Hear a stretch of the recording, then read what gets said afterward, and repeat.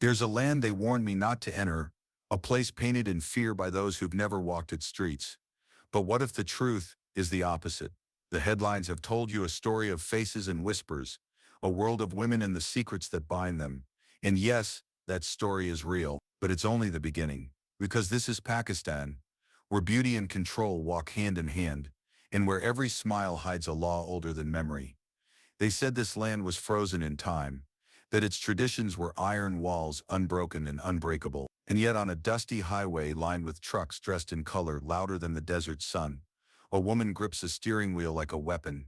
She drives through a country told to the world is chained while she quietly rewrites the rules. Pakistan is a nation sold to outsiders as a single story: veils, silence, obedience. But beneath that story, there is another, a story of contrasts, so sharp they could cut through the stone of the Karakoram peaks, a story of shrines where music never sleeps, while just beyond the same walls voices are forced to vanish.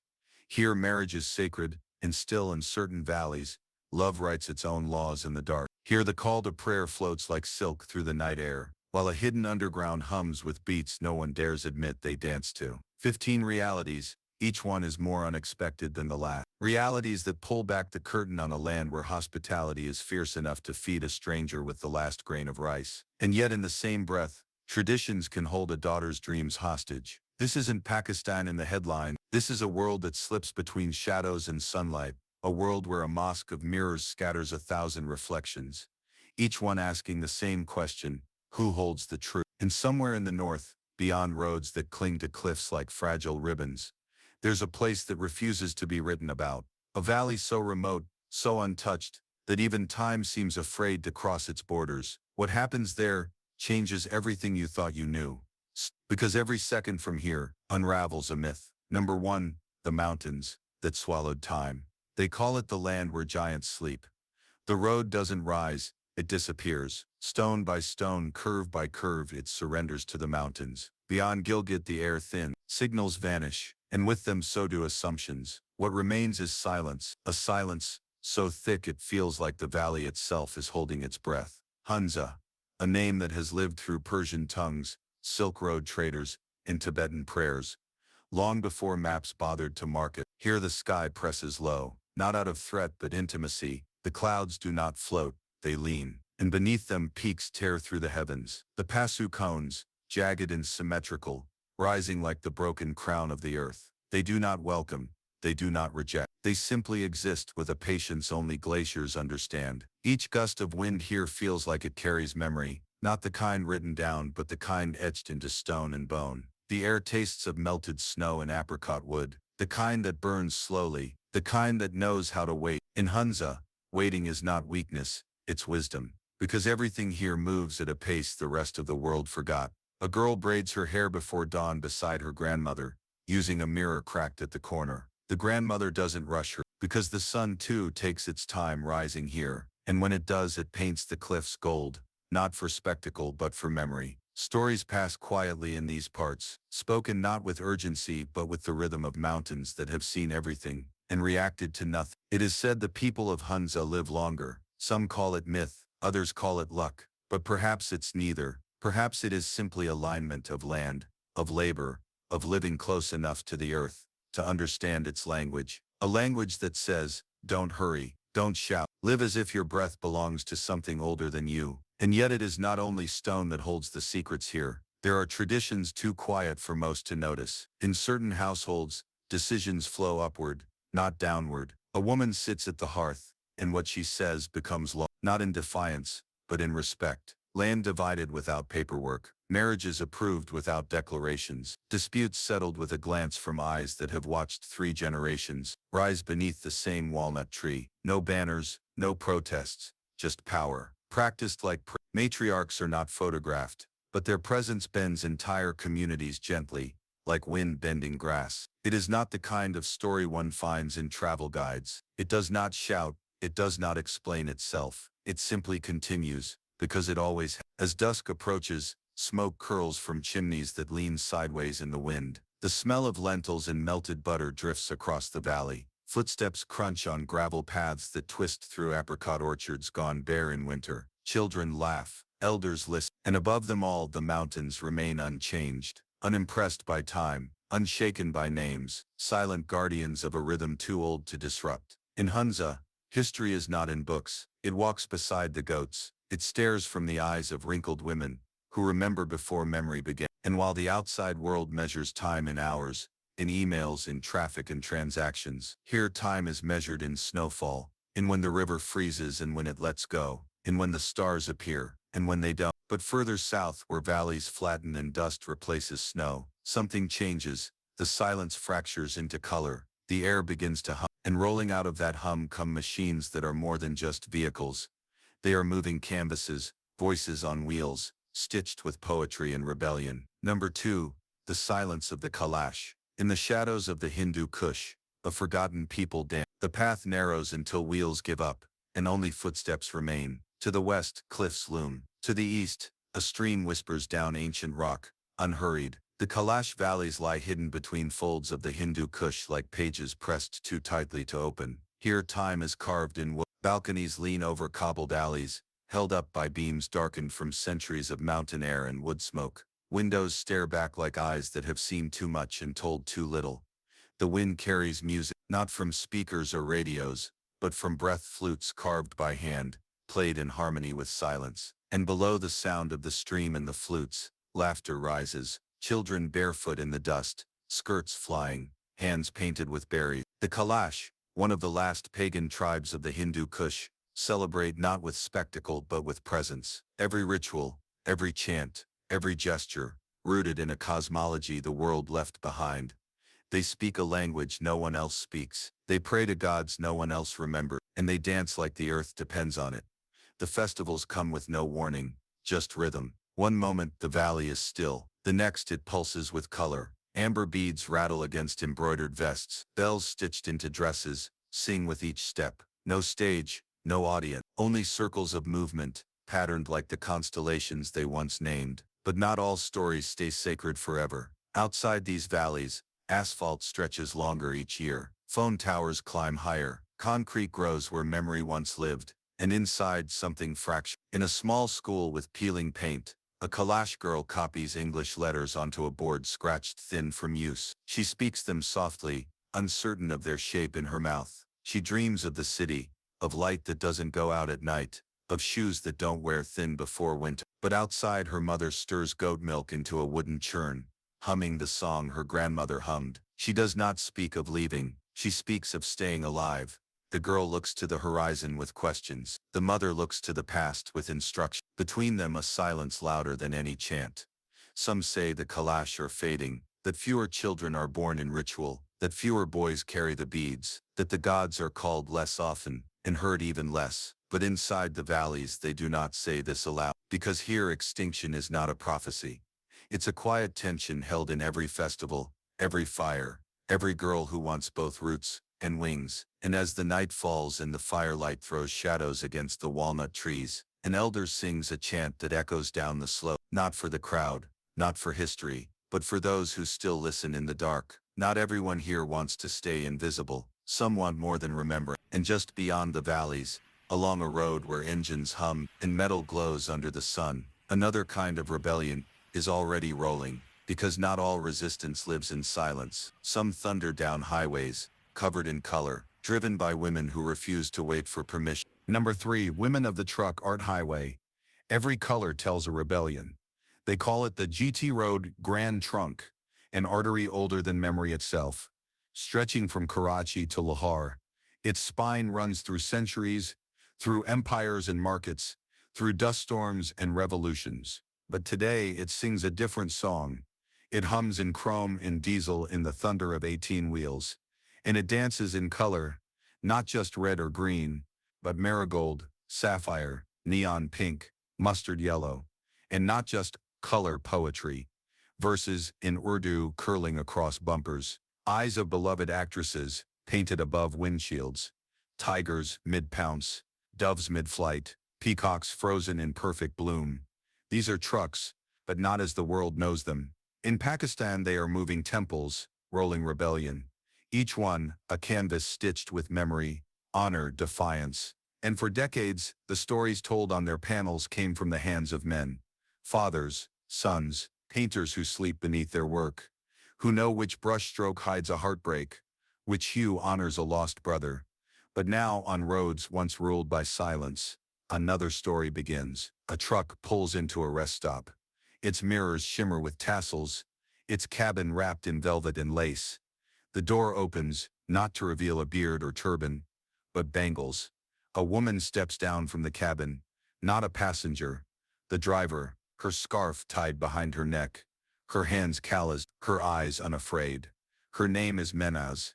She doesn't need permission anymore. At first they stared, then they challenged, now they move aside. Because she's not just driving a truck, she's driving the story forward. She learned the routes by heart. Karachi to Multan to Bahawalpur, fuel stops memorized, tire shops by name, border crossings timed to the hour. And when asked why, her answer is neither loud nor complicated. Because I could. Her truck, it's covered in mirrors, faces of women painted not as decoration, but declaration, one with a sword, one mid-laughter, one holding a book. Each brushstroke becomes a statement no billboard would dare print. But her journey isn't about rebellion alone. It's about routine. Oil checks, gear shifts, long nights on roads where sleep is a luxury. It's about being seen, not for novelty, but for ability. And slowly more follow. Women stepping into engines once off limits. Painters adding female faces, not in secret, but in pride. On one truck, a line of poetry wraps around the bumper.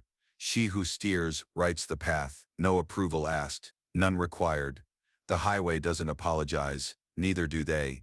But while the GT road roars with progress, not all rebellions need a steering wheel.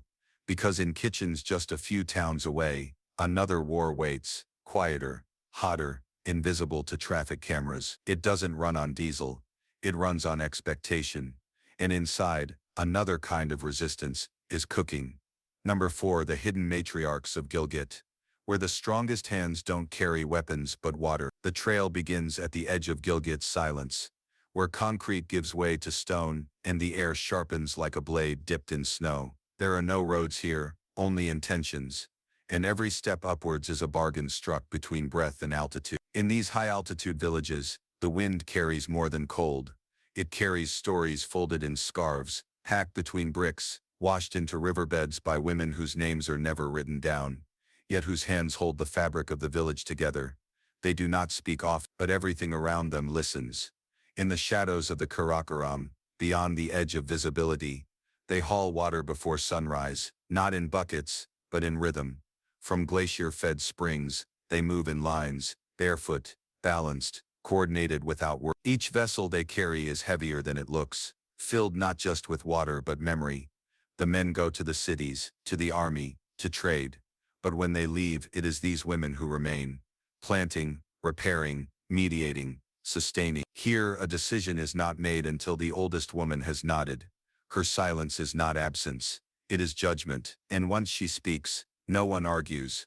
A stone wall collapses after a frost. It is rebuilt before noon, by hands wrapped in wool and scarred from years of lifting more than they were ever taught to carry. In the village council, no seats are labeled, but the woman who brings the tea is also the one who settles the dispute, not with legal codes but with memory. She remembers whose goat wandered into whose garden 3 seasons ago. She remembers who helped whom during the flood. She does not raise her voice. She does not need to. And yet her strength is not rare here.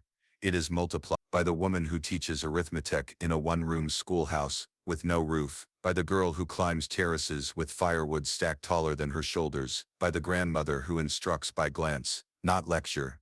In these valleys, patriarchy exists, but not alone. It is watched, balanced, questioned quietly over lentils and millet.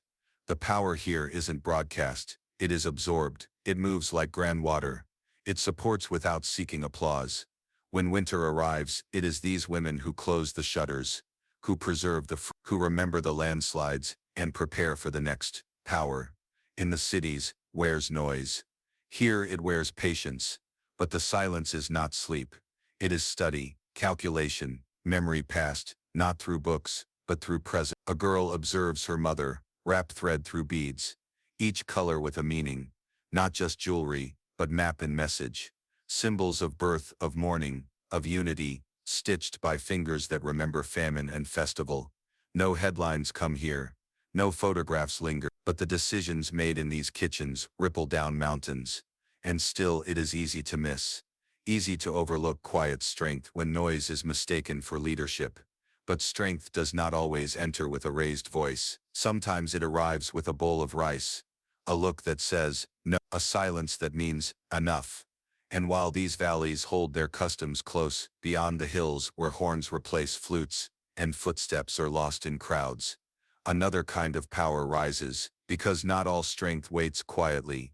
In one city, it sings through alleys, it burns through poetry, and when midnight strikes, it awakens. Number 5. The city that never sleeps, but dreams in Urdu. In Lahore, the night is young when midnight strikes. Midnight in most cities means closure, shops shut, lights dim, streets empty. But in Lahore it signals the beginning of something different.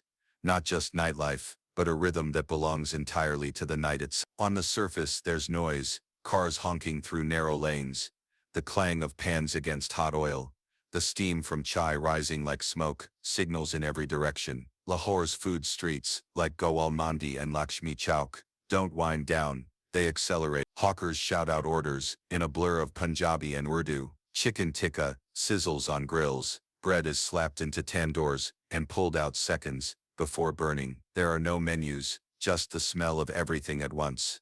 The scent of cardamom tea mixes with the heat of slow-cooked nihar. Families sit in plastic chairs on sidewalks. Office workers arrive straight from night shifts. Teenagers argue over the best bun kebab stand.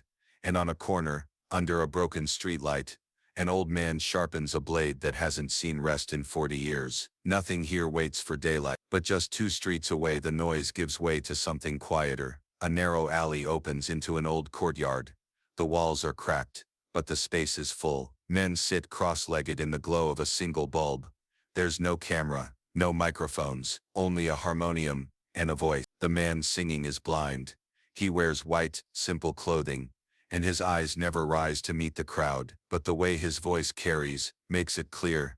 He knows exactly where every listener sits. He sings Qawwali, not for applause, but for connection. The words are ancient, drawn from Sufi traditions, echoing the poetry of Rumi and Bulleh Shah. There is no stage, no formal introduction, just lyrics that seem to land heavier with each verse. Some close their eyes, others quietly weep. A younger man records the moment with a phone, half hidden in his lap. He doesn't post it online, he sends it to his grandfather. This is Lahore at night, where tradition doesn't sleep, it stretches. But beneath this layer of cultural pride, something else, something not visible from the rickshaw window or the rooftop restaurant. Beneath the city's rhythm lies a hidden pulse. In a basement in Model Town, a room fills with 20 people. The lights are off, except for a desk lamp near the front. There's no alcohol, no music, no party, just word. Poetry slams, held in whispers. No advertisements, only invitations passed from one trusted person to another. Everyone here knows someone who was warned or silenced for saying the wrong sentence too loud, but they still gather. They recite, they clap when a line cuts too close to reality. A girl in a denim jacket stands to read. Her voice cracks halfway through the poem, not from fear, but from memory. The audience stays silent, not out of discomfort, but reverence. When she finishes, she sits down like nothing happened, but something did. These are not hobbyists, they are documenters, historians with metaphors, reporters with rhymes. Lahore doesn't sleep, because it cannot afford to, because the moment it sleeps, stories go missing. Even in places like Dada Darbar, the Sufi shrine at the city's heart, storytelling continues. Whirling dervishes spin barefoot, as drums carry the weight of repetition. A man places his child on the shrine's cold marble floor, and prays for peace, not just for his family, but for the noise outside these walls. And it's in this tension, between celebration and censorship, between food stalls and forbidden verses, that Lahore reveals its truth. The city doesn't rebel loudly, it resists softly, with music that never seeks a stage, and poetry that hides behind metaphor. And yet, even here, not every voice can be heard, because in another part of the country, In villages far from the city's lights, children sit in silence, not because they are shy but because no one ever taught them the words. Some classrooms echo with applause, others echo with wind, rats, and the sound of chalkboards never written on, but the children still wait, because one day someone might arrive with letters in their hands, and time in their eyes. Number 6. Ghost schools and the children who wait. In some villages, time stopped at a blackboard. In the arid stretches of rural Sindh, in the windswept plains of Balochistan, there are buildings that look like schools at first. They have walls, doors, gates with peeling blue paint. There's a flagpole too, but the flag is either torn, missing, or never raised. But from a distance the outline is familiar. A place where lessons begin. A place where futures take shape. But as you get closer, something changes. There is no bell, no teacher's voice, no chalk, no students, just silence and dust. Inside, the desks are cracked. Blackboards are covered in cobwebs. In one room, a goat sleeps where a child once sat. In another, the ceiling has collapsed. But the attendance register still rests on a shelf, yellowed by years and untouched by names. These are called ghost schools. Over 20,000 of them across Pakistan registered, funded, but empty. Some never opened, others shut down quietly. On paper they exist. On maps they are marked. In budgets they are accounted for. But in real life, they wait. Wait for teachers who never arrived. Wait for students who walk past them each day, unable to enter, and yet, not every child waits. In a village deep in Balochistan there's a girl named Amira. She's 10 years old. She walks 4 hours each day, 2 hours there, 2 hours back, across dry riverbeds, in cracked fields, to reach the nearest functioning classroom.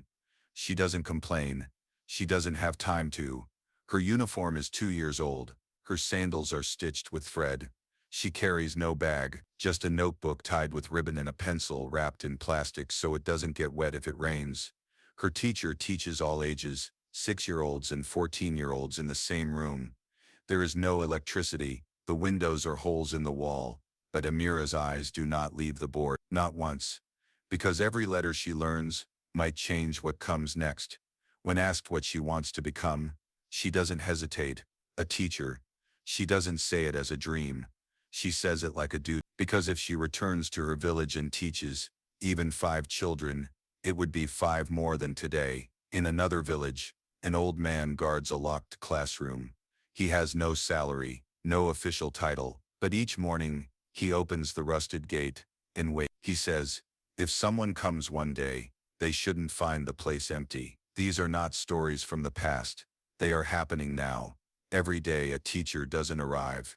Time slows. Because without education, a child becomes a name waiting to disappear.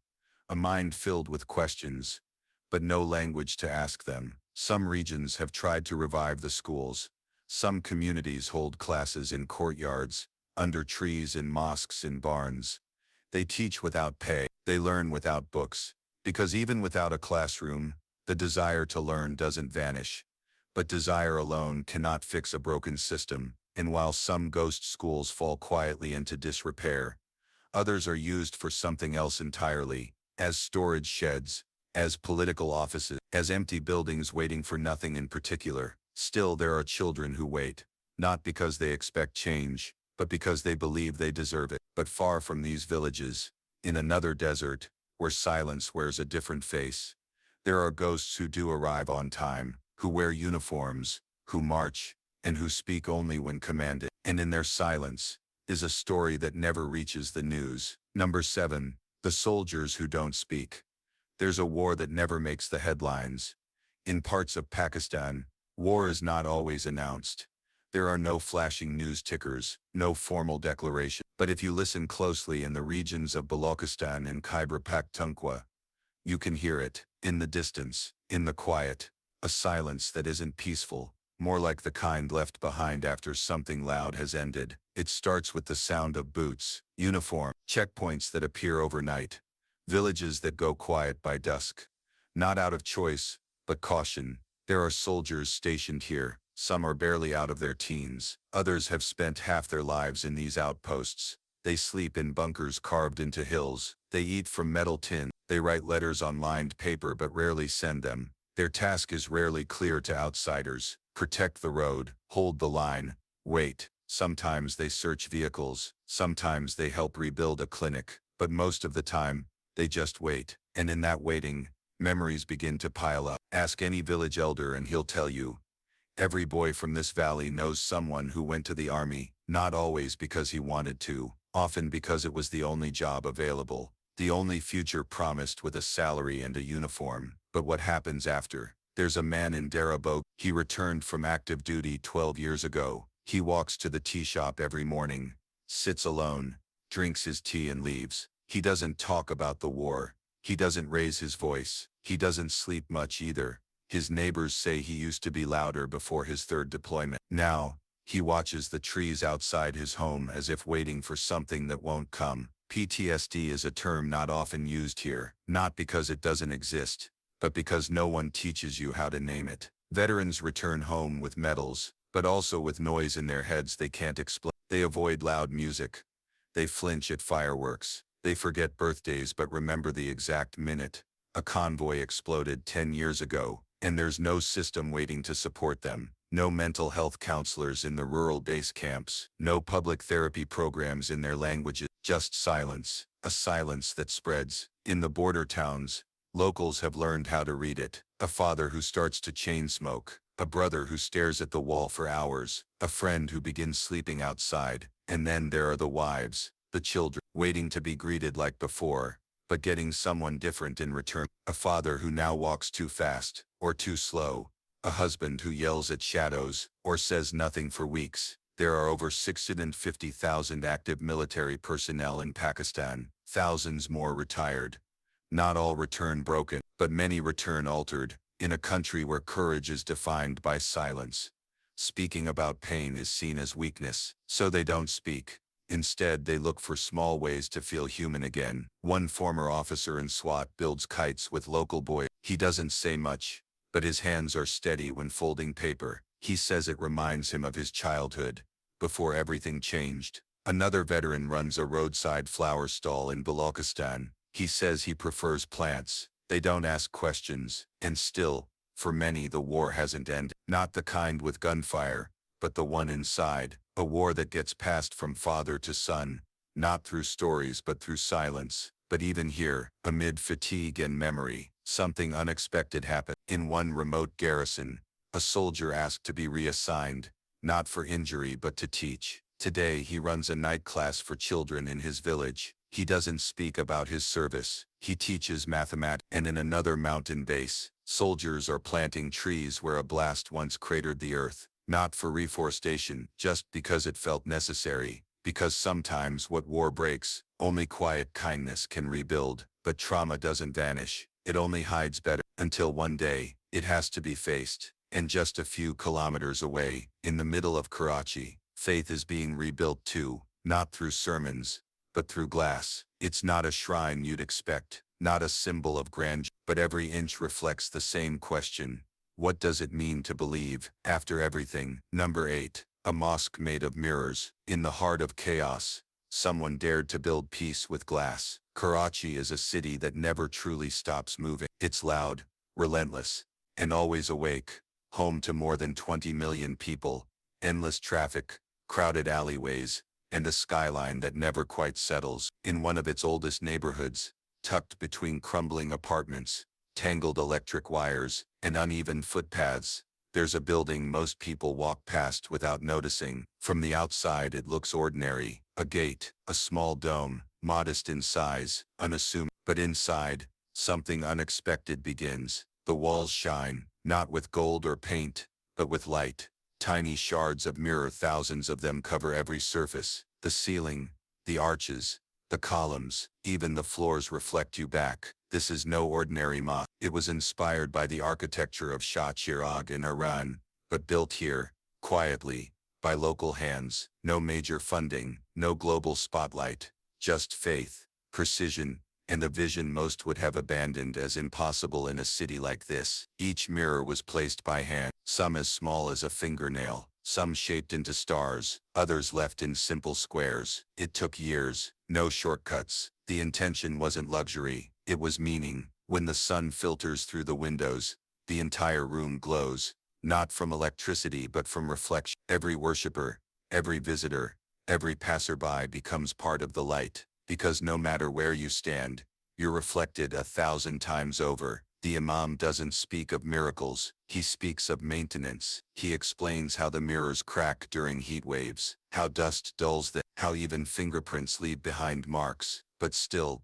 they clean it, every week, every surface, because to them the mirrors are not decoration, they're reminders, not of perfection, but of effort. In a world where sermons often focus on judgment, this space offers something else entirely: peace, silence, reflection, not just on the walls but within. On one visit, a woman sat on the floor for nearly an hour. She didn't pray out loud, she didn't move much, she simply stared at the ceiling. When asked later why she came, she said, "I just wanted to see light. I've had too many days of dark." This mosque isn't the largest in Karachi. It doesn't make it to tourist guides, but those who find it often return, not to ask for anything, but to feel something, to see something beautiful built not for attention, but for stillness. And maybe that's the message, that faith isn't always loud, that belief doesn't need to prove itself. Sometimes it simply needs to hold space for those who've lost everything else. But that raises another question. What happens to those who haven't just lost belief in religion,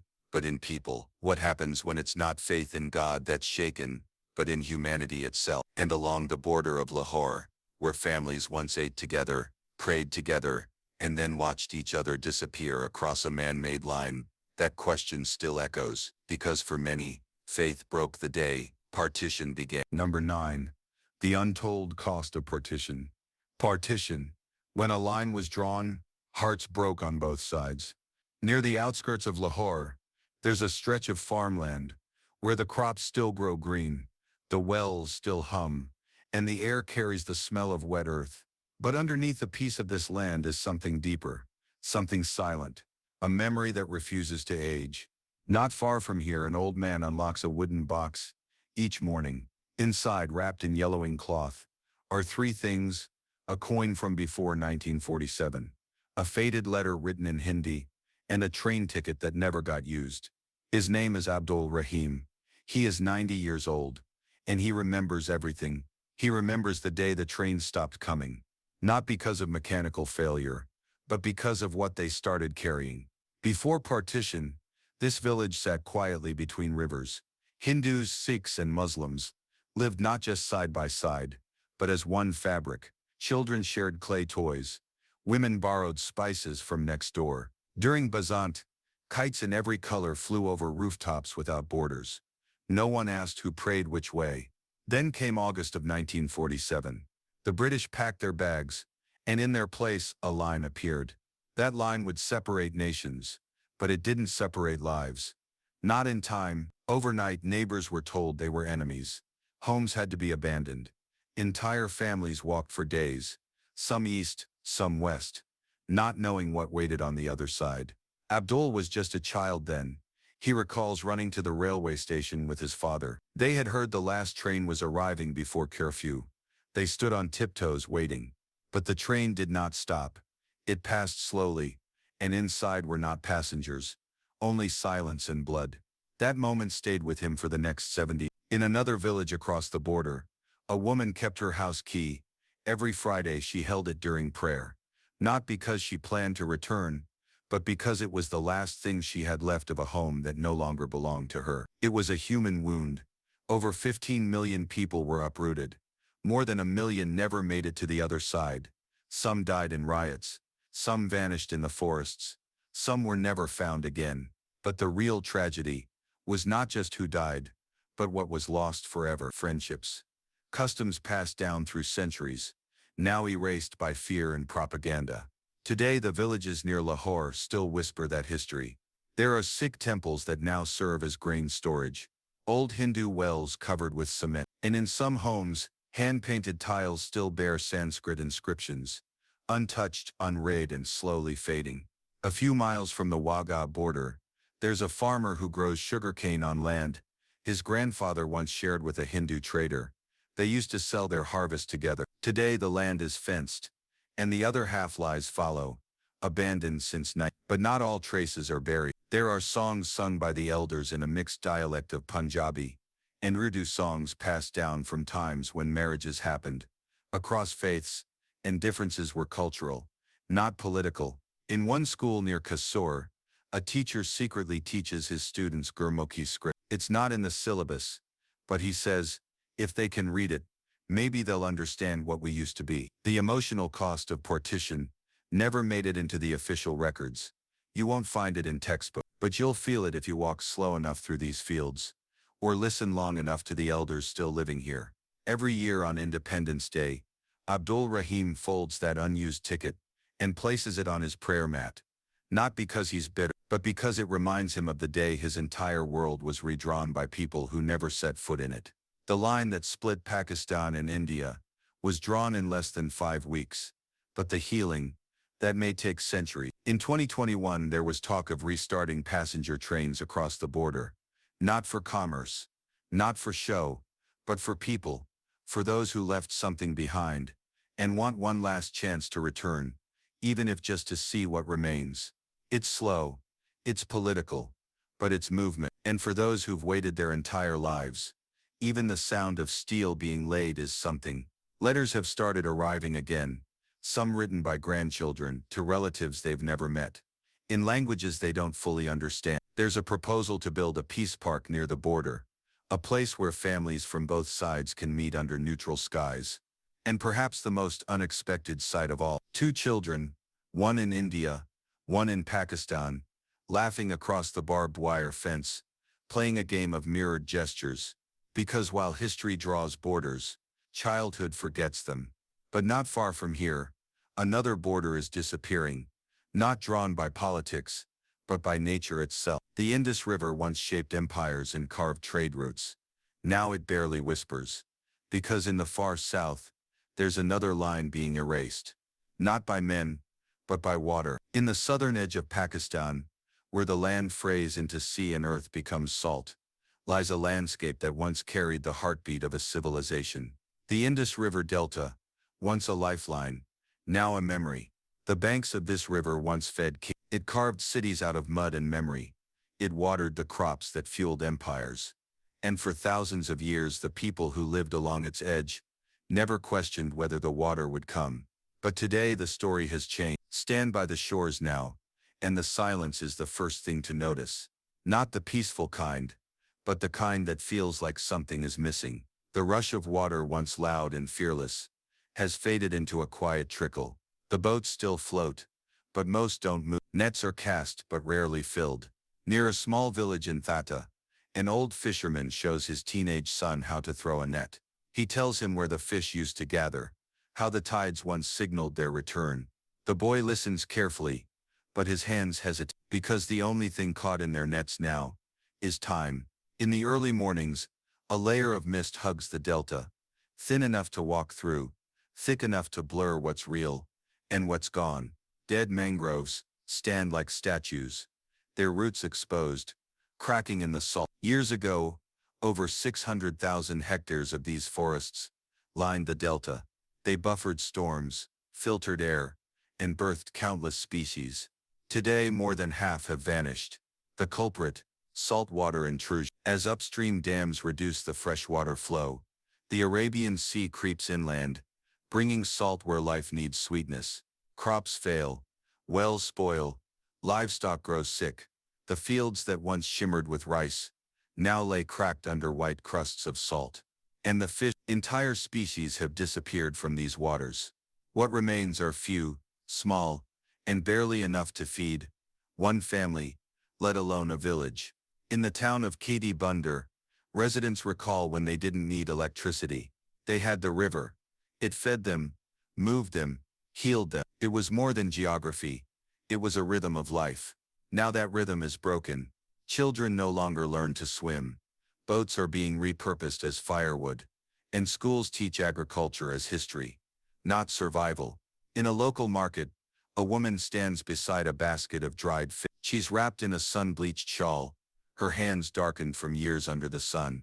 She says they now barter fish for drinking water. And if the fish don't come, they wait for rain. Sometimes for weeks. It's not just climate change. It's policy. It's neglect. And it's happening faster than many are willing to admit. The Indus is one of the most endangered rivers on Earth. And unlike the deserts that always expected drought, the Delta never saw it coming.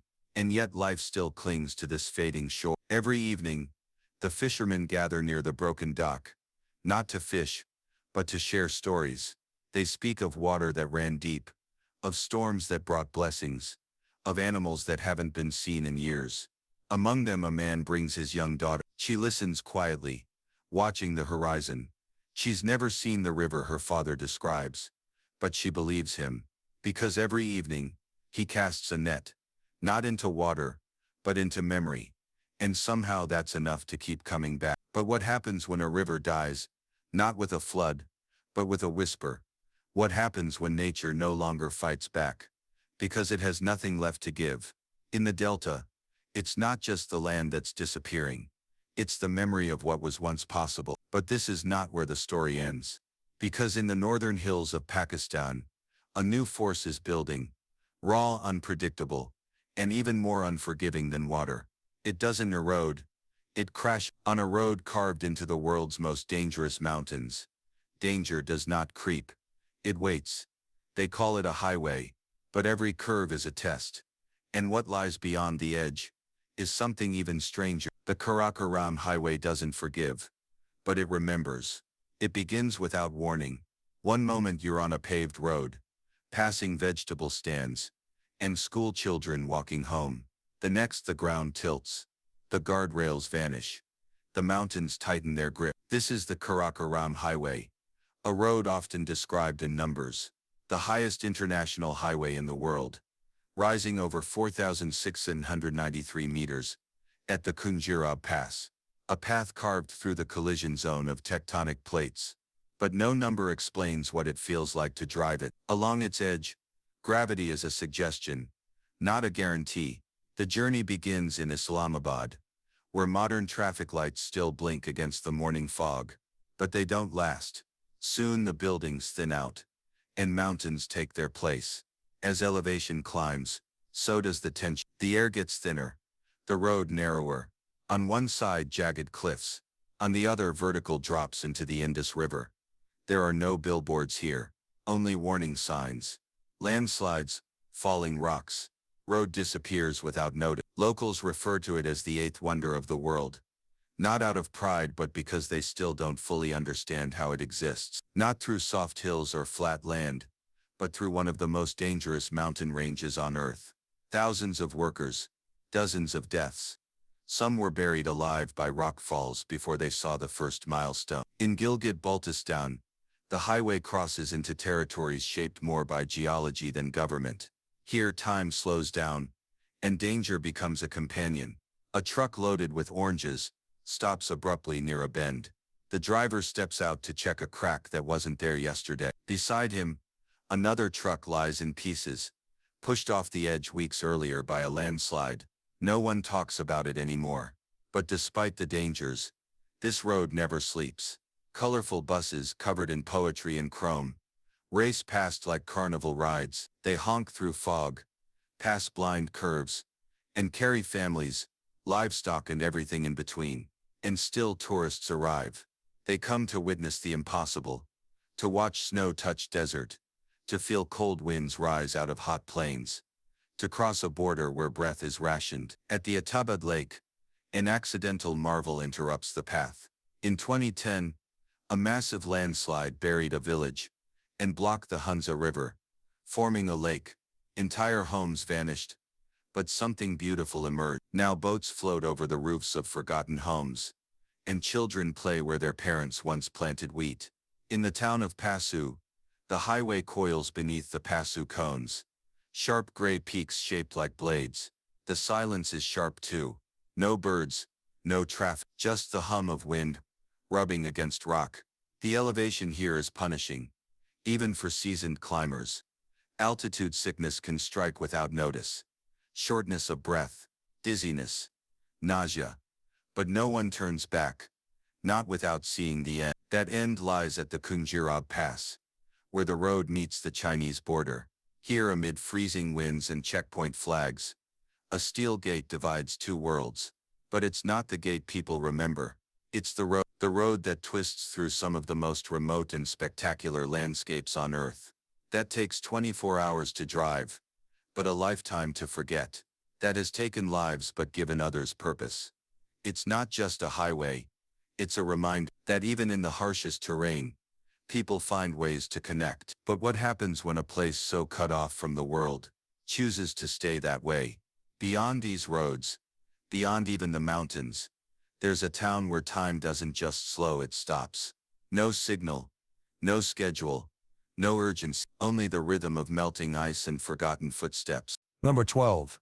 The town where time froze. They say time is a river. It flows, bends, and rushes forward. But in a corner of northern Pakistan, tucked between jagged cliffs and glacier-fed lakes, that river slows, almost to a standstill. This is Skardu, a town nestled deep within Gilgit-Baltistan, remote, resilient, and utterly resistant to the noise of the modern world. Here, the day doesn't begin with traffic or sirens, but with smoke curling from the chimneys of stone houses and the quiet clang of goat bells echoing off rock walls. The air carries a different kind of rhythm, one that hasn't changed in decades. The roads into Skardu are narrow, winding, and often silent. Snowfall can cut off access for days. Supplies must be timed with the seasons. And yet, no one seems in a hurry. Step into the village of Shigar, a few kilometers from the center. The path is worn smooth by generations of footsteps, bare, booted, and hooved. There are no digital clocks here, only the position of the sun, and the feel of the cold shifting with the wind. An old man sits cross-legged on a wooden platform outside his home. His beard is white, his eyes sharper than winter frost. Every morning he carves wooden utensils with nothing more than a chisel and patience. He doesn't sell them. He makes them for the household. He learned from his father. His father learned from his own. In this town, traditions are inherited, not traded. Children in woolen caps run barefoot across fields of packed snow. They chase each other around shrines built centuries ago, their laughter bouncing off mud brick walls. Inside one of the homes, a girl reads aloud from a tattered Urdu book. There is no generator. The light is natural, filtered through a gap in the stone ceiling. Her mother stirs lentils nearby, singing softly an old tune, one that no radio plays anymore. Life here is not free of hardship. Winters bite. Roads freeze. Healthcare requires travel, but hardship to the people of Skardu is not an enemy. It's a neighbor, one they've learned to live with, one they even greet in the morning, like frost on the windows or silence before a snowfall. There's a small shop run by a man who never raised his prices, even when inflation swept the rest of the country. His reasoning is simple: we have enough. A phrase that sounds outdated elsewhere, but here it is a quiet kind of philosophy. What does it mean to live this way in a world that feels like it forgot you? Maybe that's the point. In Skardu, forgotten is not an insult. It is a refuge, an escape from timeline's deadlines, breaking news and endless noise. The people here still measure wealth in livestock, respect in age, and success in survival. But this frozen time is starting to thaw. Every year more tourists arrive. They come for the views but leave something behind. Trash, roads, buildings made of cement instead of stone. Skardu now has a small airport. The internet has arrived. And with it, a question no one had to ask before. That is obraved. And with it, a question no one had to ask before. How long can a place remain unchanged once the world notices it? Some of the youth have already started to leave. They go to Lahore, to Karachi, to find what they call modern opportunities. They return with smartphones and stories that don't belong to these valleys. Their grandparents listen, but never interrupt. They've seen what progress costs. One elder woman, wrapped in 6 layers of hand-woven fabric, watches a busload of tourists unload. Her face holds no resentment, only understanding. The world is coming. It always does.